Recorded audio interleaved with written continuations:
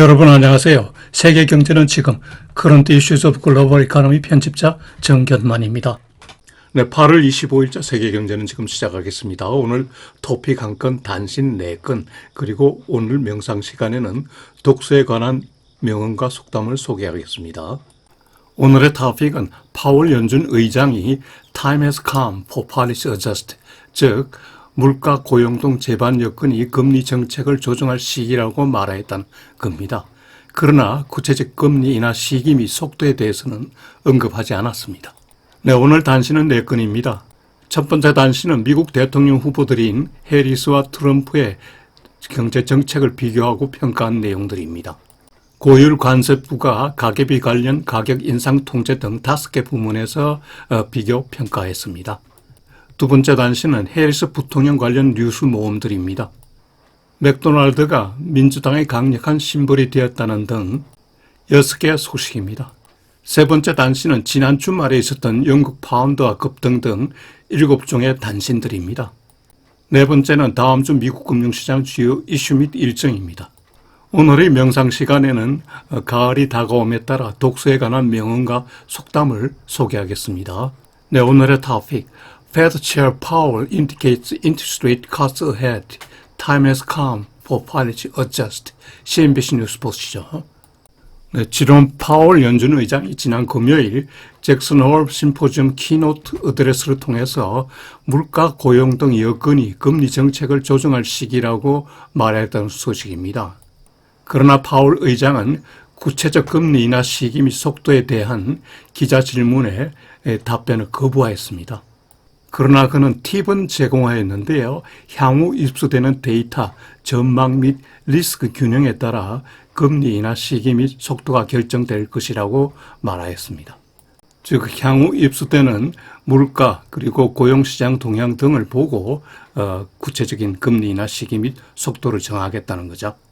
파월 의장은 최근 4년간의 물가 동향, 고용시장 동향, 연준의 페더럴 펀드 타겟 레이트 변화, 경제 성장률 등을 상세하게 설명하였는데요.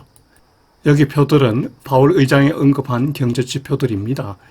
그간의 과정은 빼고 현재 상태의 각종 지표를 보면은 페더럴 펀드 타겟 레이트는 5.25 내지 5.0%로 유지되고 있고요. 그간에 11번이나 인상했었죠. CPI 소비자 물가지수는 7월 현재 2.8% 전년 동기 대비 올랐습니다. 고점에서 꾸준히 많이 내렸죠. 실업률은 많이 내렸다가 최근에 4.3% 소폭 오르고 있습니다.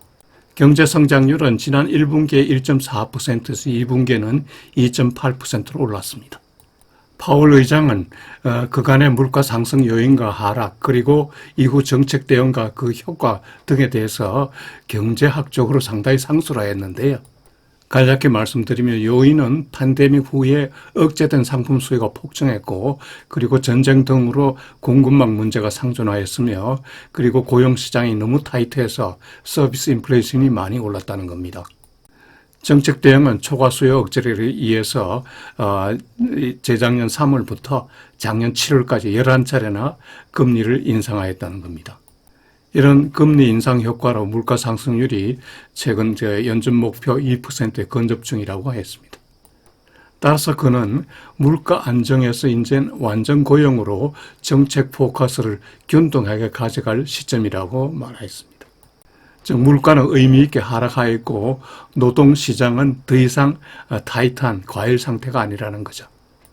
파월 의장의 금리 인하 시기가 가까웠다는 소식에 따라서 주가는 크게 상승하고 국채 수익률은 꾸준히 하락하였습니다. 외환시장에서는 미국 달러가 크게 하락했는데요. 주말 달러 인덱스가 100.69로 하루에 마이너스 0.77% 내렸습니다. 2달 전까지 강세를 보이던 달러가 지난달에 3.53%나 빠졌고요. 연중으로도 이제 3.16% 하락한 상태입니다. 상품 시장에서도 원유가 2.7%나 상승하고 그 금도 1% 올랐습니다. 은은 2.7%, 백금은 1.7%, 기금속이 많이 올랐습니다. 구리도 1.37% 올랐습니다만 철강은 중국산 공급 가다에 따라서 0.4% 하락했습니다. 식료품은 혼조 상태였습니다. 향후 그 페더럴 펀드 타겟 레이트 전망에도 많은 영향을 미쳤는데요. 9월 18일 FOMC에서는 25bp 이나 또는 50bp 이나 양론이 12월 18일 FOMC에서도 50bp 이나나 100bp 이나 등이 다양하게 대립하고 있습니다. 지난 주말 23일 패드워치 트래커로 본 향후 연준 금리 예상을 보면요.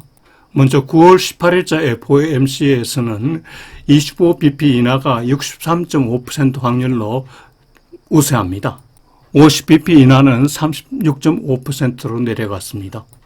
지난 5월 초에 그 50bp 인하가 69%에 대해서 완전히 역전되었죠. 다음 12월 18일자 FOMC에서의 그 페더럴 펀드 타겟 레이트 확률을 보면요. 현재보다 100bp 인하가 43.8%로 최다입니다. 다음이 125bp 인하가 26.9%, 그 다음이 75bp 인하가 23.8%, 150bp 인하도 5.5%입니다. 8월 2일 기준의 그 금리 인하 폭보다는 낮아졌지만은 여전히 시장의 금리 인하 폭 기대가 너무 크다는 생각이 드는군요. 네, 오늘 첫 번째 단시는 해리스 그리고 트럼프 두 후보가 내놓은 경제 정책들과 이에 대한 이코노미스트들의 분석 및 평가에 관한 소식들입니다. 현재 양 후보가 내놓은 그 정책들을 보면 한 5개 부문인데요. 두 후보가 같은 방향인 것도 있고 어떤 부분은 상당히 반대되는 부분도 있습니다. 예를 들어 고율 관세 부과는 트럼프가 제안했는데 해리스는 반대하고 있죠. 다음으로 해리스가 제안한 가계비 관련 식품 가격과 그 렌트료를 통제하는 방안입니다. 다음은 어린이 부양과 관련한 세금 환급 제안인데요. 이거는 두 후보가 같습니다. 다음은 팁에 대한 소득세 비과세인데요. 이도 두 후보가 같습니다. 다음은 불법 이민 근로자 강제 추방인데요. 트럼프의 주장이죠. 이러한 경제 정책별에 대한 그 이코노미스트의 평가를 보면요. 먼저 트럼프의 고율 관세 부과 제안에 대해서 반대가 아주 많았는데요. 그 제안 내용은 우선 모든 국가로부터 들어오는 수입품에 대해서 특히 중국산 수입품에 대해서는 60% 또는 그 이상의 관세를 부과하겠다는 겁니다. 경제학자들의 평가를 보면은 중국산 60% 관세 부과에 대해서는 2% 학자만 지지하고 있고요. 모든 수입품에 대한 10% 관세 부과에 대해서는 이코노미스트의 3%만이 지지하고 있습니다. 반대 이유는 관세 부과 시에 소비자에게 부담이 증가된다는 거죠. 그래서 중산층 가구당 연 1,700불 비용이 추가된다고 하네요. 그리고 상대국의 보복 조치가 있기 때문에 수출 산업에 부담이 된다는 거죠. 1930년대에 소위 Vega die Neighbors 정책에 비유되고 있네요. 이러한 고율 관세 부과는 CPI 물가 1% 추가 상승 그리고 경제 성장률 0.4%포인트 하락 효과가 나올 거라는 겁니다. 다음은 해리스의 음식료 가격 그리고 렌트 가격 통제 관련 내용입니다. 해리스는 가계의 생계비용 감축 방안으로 음식료 회사들의 가격 담합을 금지하고 연 5% 이상의 집세를 올린 집주인에 대해서 연방의 세금 감면 혜택을 배제한다는 겁니다. 한 달 전부터 바이든 정부는 신규 주택 건설 및 렌트 인상 제한 관련 입법화를 추진하고 있죠. 이에 대해서 시장 경제를 신봉하는 이코노미스트들은 반대 의견이 많습니다. 가격을 통제하면은 해당 부분 공급이 감소한다는 거죠. 즉 렌트료를 통제하면은 주택 건설이 감소하고 임대 공급도 감소한다는 거죠. 닉슨 대통령 시절에 실패한 사례가 있다고 하네요. 따라서 이코노미스트들은 렌트료를 잡으려면은 주택 건설 관련 규제를 완화해서 주택 건설을 촉진하는 게 유효하다고 하는군요. 다음은 어린이 부양과 관련한 세금 환급입니다. Child Tax Credits에 대해서는 두 후보 모두 유사하게 제안했군요. 인플레이션 우려는 있지만은 대부분 이코노미스트들이 긍정적으로 평가했습니다. 다음은 팁에 대한 소득세 면제인데요. 두 사람 다 공동입니다. 제안 내용 팁 생활자 지원에 의해서 팁에 대해서 소득세를 부과를 면제한다는 거죠. 이코노미스트 평가도 대체로 찬성하지만은 그러나 부작용 우려도 있다고 하네요. 즉 많은 직업에서 임금 대신에 팁화하는 가능성이 생긴다고 하네요. 다음은 마지막으로 이민자 국외 추방 Kicking Workers Out of the Country입니다. 트럼프가 제안하였는데요. 이카노미스트들의 평가를 보면은 불법 이민자 근로자 강제 추방이 미국 경제에 좋다는 견해에 대해서 대체로 회의적입니다. 29%만이 강제 추방을 찬성하였네요. 그리고 미국 경제 현실적으로 식품 생산, 제조업, 서비스업 등 많은 분야에서 이들 근로자가 현재 종사 중입니다. 따라서 강제 추방 시 일손이 급감하고 가동률이 하락하고 임금이 또 올라가고 따라서 경제 침체를 야기할 거라는 겁니다. 두 번째 단신은 캐멀라 해리스 관련 뉴스들 모음인데요. 첫 번째는 맥도날드가 민주당의 강력한 심벌이 되고 있다는 소식인데요. 지난 주말에 나왔습니다. 캐멀라 해리스는 대학 재학 때 그리고 그 남편인 더그 에머프는 고등학교 때 벌써 맥도날드 알바로 학비를 보충하였다고 하네요. 특히 남편 에머프는 Employee of the Month로 선정돼서 그 기념 반지 등을 받았는데 지금도 보관하고 있다고 하네요. 민주당의 주장은 한 대통령 후보는 맥도날드에서 아르바이트를 하였고 한 대통령 후보는 은수저를 입에 물고 태어났다고 이렇게 얘기하고 있습니다. 한편 트럼프는 아버지가 빌려준 약소 한 100만 불러서 사업을 시작해서 성공했다 이렇게 얘기했는데요. 극명하게 대조가 되죠. 그리고 트럼프의 사업은 하우징 디스크리미네이션을 냈다는 겁니다. 즉 트럼프는 호텔이나 리조트 그리고 트럼프 타워 등 아주 고가 집만 지었지 서민주택은 지지 않았다는 겁니다. 다음 소식은 오바마 대통령 부부가 해리스를 극찬하는 연설을 하였다는 겁니다. 오바마는 미국이 해리스와 월스를 통해서 새 장을 열 준비가 되어 있다고 말하였습니다. 다음은 아리조나 몬타나주에서 낙태권을 주 헌법에 반영하고 있다는 소식입니다. 낙태권을 인정하는 해리스에 유리하죠.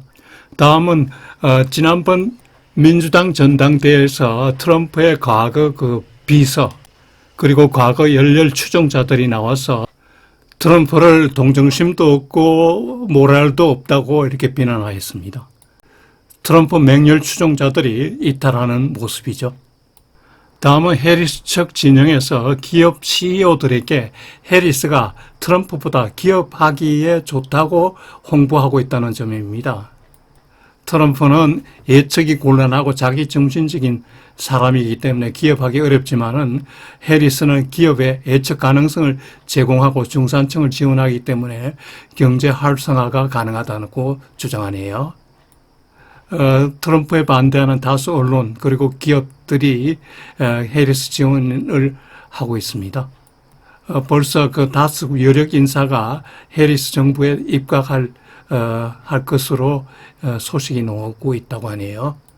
다음 소식은 해리스에게 좀 불리할 수 있는 내용인데요. 로버트 케네디 그 JR이 대통령 선거 캠페인을 중단하고 트럼프 지지를 선언하였다는 겁니다. 지난 주말입니다.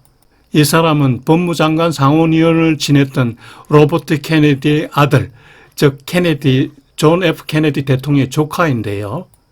작년에 그 민주당 대통령 후보 경선에 나섰다가 밀리자 이제 그 무소속 대통령 후보로 출마했습니다. 무소속 후보이지만 여론조사에서 지지율이 5.8%에 달하기도 했습니다. 이 5.8%가 어디로 갈지가 관심이죠. 환경 변호사로서 좋은 인상을 주지만은 백신 반대론자로서는 또 나쁜 인상을 주고 있습니다. 네, 지난 주말에 나왔던 간추린 단신들을 살펴보죠. 먼저 영국 파운드화가 주말에 1%나 상승하였다는 겁니다. 스털링 달러 환율이 1.32까지 올라갔습니다. 재작년 3월 이래 최고 기록입니다. 한편 앤드루 베일리 그 영란은행 총재는 잭슨홀 심포지엄에 참가해서 인플레이션이 예상보다 빠르게 하락하고 있다. 따라서 추가 금리 인하가 필요하다고 말했습니다. 지지난주에 말씀드린 대로 영란은행은 8월 초에 그 1년 만에 금리를 25bp 인하해서 지금 기준금리가 5.0%입니다. 왼쪽 그래프는 스털링 달러 그 환율 추이고요. 오른쪽 그래프는 영국 CPI 소비자 물가 동향인데 지난 7월에 전년 동기 대비 2.2% 많이 내려갔죠. 다음 단시는 미국의 그 신규 주택 건설이 지난달에 73만 9천 건으로 1년 내 최다였다는 소식입니다. 전월 대비 10.6%나 증가했는데 이런 증가율은 2022년 8월 이래 최고로 빠른 속도입니다. 네, 다음 소식은 캐나다 달러가 많이 올랐다는 얘기입니다. 미국 1달러가 캐나다 달러 1.35를 기록하였는데요. 5개월 내 최고 캐나다 달러 가치입니다. 참고로 지난 금요일 G10 국가 통합 모두가 대미 달러에 대해서 가치가 상승하였습니다. 다음은 금 가격이 재차 2,500달러, 온스당 2,500달러를 넘어갔다는 소식입니다. 지난 주말에 2,509달러 60전이네요. 금 가격은 파월 연설 직후 오후장에 급등하였다고 합니다. 다음은 뱅크 오브 재팬 일본은행 소식인데요. 가즈오 우에다 총재가 물가 수준 2% 목표가 유지되면은 기준금리를 추가 인상하겠다고 말했습니다. 여기서 일본 경제 주요 지표를 간단하게 말씀드리면요. 기준금리는 3월과 7월 말에 두 차례 인상해서 현재 0.25% 내로 인상되어 있습니다. 7월 소비자 물가는 전년 동월 대비 2.8% 상승하였고요. 실업률은 7월에 2.5%, 경제 성장률은 2% 0.8%로 올랐습니다. 무역 수지는 7월에 6,220억 엔 적자입니다. 일본 경제는 경상 무역 수지가 적자 내는 달이 많아졌습니다. 그러나 경상 수지는 6월에 1조 5,340억 엔 흑자입니다. 즉 무역 수지는 적자이지만 무역의 수지가 그것보다 훨씬 커서 경상 수지가 흑자가 된 거죠. 네, 미국 금융시장 주요 이슈 및 일정 보시죠. 지난주에는 주가가 등락하다가 주말 파월 연준 의장의 금리 인하 시사로 크게 상승하였습니다. 주중에 S&P 500는 1.45% 오르고 나스닥은 1.09% 올랐습니다. 다우는 1.27% 상승하였습니다. 오른쪽 그래프는 나스닥 지수 추이인데요. 한 달 전쯤에 그 실물경제 지표 악화로 급락하였다가 이제 많이 회복하였네요. 한편 국채 수익률도 금리 인하 기대로 많이 낮아졌습니다. 10년물 국채 그리고 2년물 국채 모두 3%대로 재진입하였습니다. 10년물 수익률은 3.80%, 2년물은 3.92%로 장단기 금리 역전차가 12bp에 불과합니다. 오른쪽 그래프는 10년물 국채 수익률 추이입니다. 많이 내려갔죠. 다음 주 주요 이슈를 보면은 제일 중요한 게 그 PC 물가 지수죠. 개인 소비 지출 물가 지수인데 금요일 날 발표됩니다. 이날 개인 소득 및 개인 지출도 나오죠.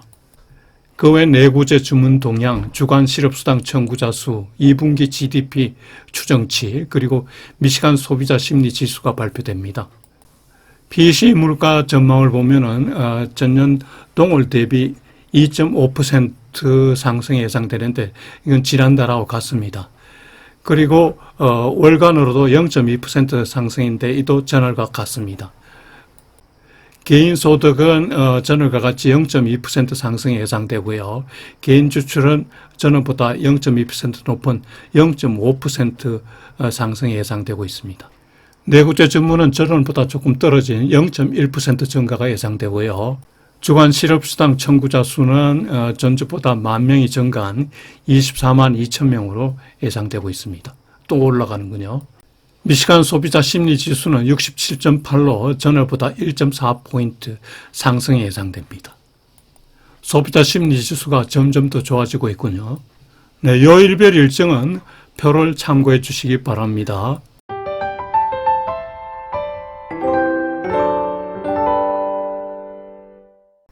네, 독서의 계절이 다가오고 있습니다. 독서, 책에 관한 명언 속담을 살펴보시죠.